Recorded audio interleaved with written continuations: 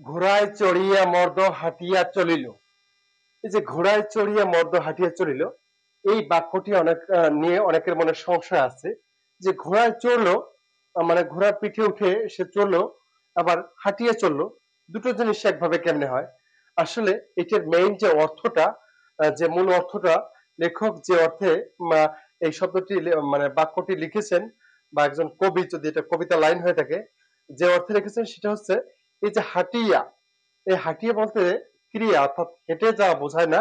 এই হাঁটিয়া ধরলাম যদি একটা গ্রামের নাম ধরি, যে ঘোড়ায় চড়িয়া মর্দ, মানে ব্যক্তিটাকে বলা হলো যে তিনি ঘোড়ায় চড়িয়া হাঁটিয়া গেল।